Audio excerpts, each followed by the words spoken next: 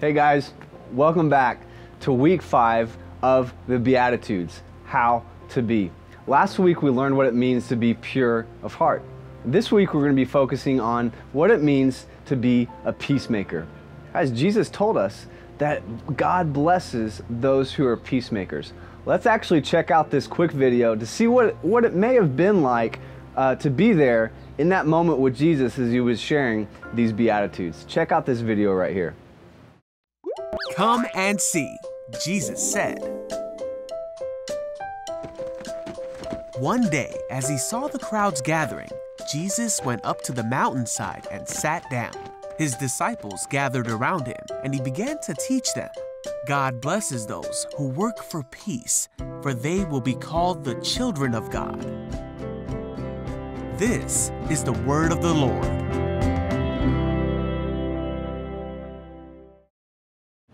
So you just heard Jesus share this beatitude that God blesses the peacemakers because they will be called children of God. Wow. What does it mean really to be a peacemaker? Let's take a minute. Let's watch this next video to give us a better explanation of what it looks like to be a peacemaker. Check out this video.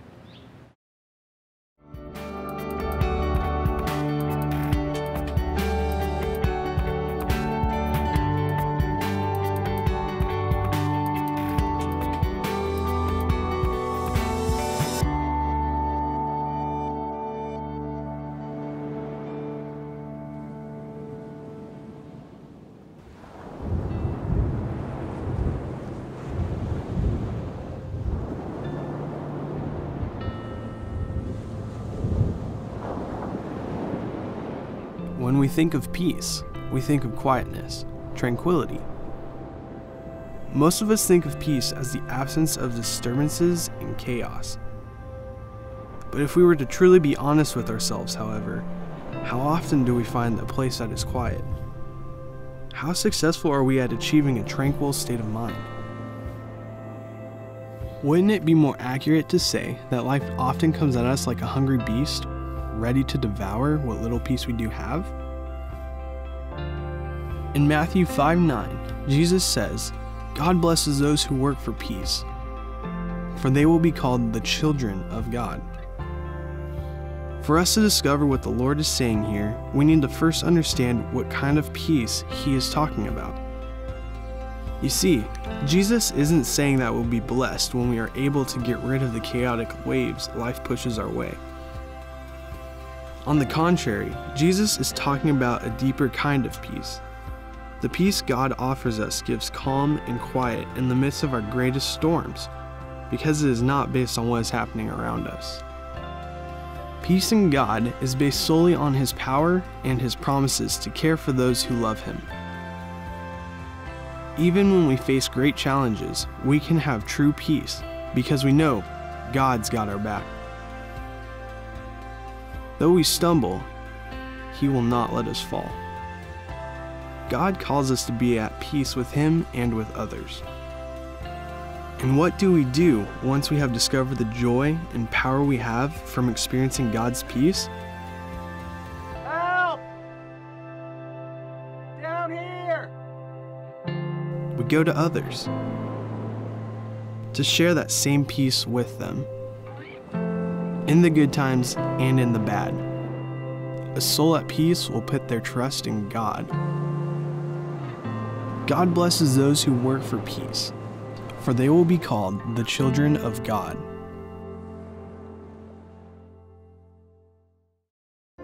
All right, guys, we just watched this video that really gives us a great picture of what it looks like to be a peacemaker. Now, do you feel like life is overwhelming you? I mean, guys, I know what that can feel like. You got the pressures from school, your friends, your coaches, maybe even your parents, guys, just to name a few, and there's a lot of other things. Now, it can be easy to let those things overwhelm us, just like that wave that was overwhelming that man that we saw in the video. Now, when we look at those waves, it can be easy to give up, throw in the towel, and give up to those waves that smashes against the rocks. But here's what we can know. God's peace surpasses all understanding. Okay, wait, what does that mean? Maybe your life feels and looks like this: a stormy, crazy sea. Now, your parents may be going through a divorce, or maybe they've already gone through a divorce. You're getting bullied at school. Maybe a loved one was just diagnosed with cancer and you don't know what's going to happen. Guys, on top of all this, your grades may be suffering because it feels like you have so much going on in your life.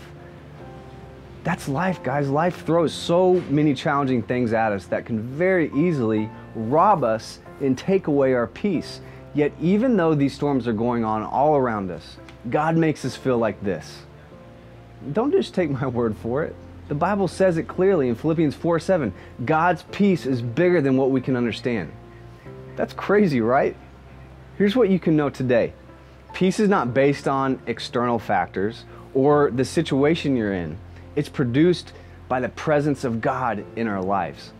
Guys, when we have that peace in our lives, it's contagious. People notice it. And because of that, guys, it gives you a great opportunity to come alongside someone else who may be facing storms in their lives. Guys, and a great way you can be there for them is just to be a friend. Pray for them. Don't try to fix their problem. Just be there.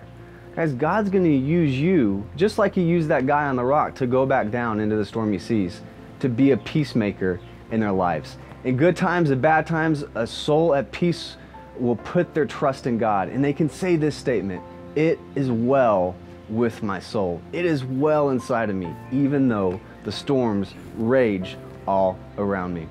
All right, guys, we love you. Thanks so much for coming and hanging with us this week. We'll look forward to seeing you back for our final week of Beatitudes, How to Be. See you later.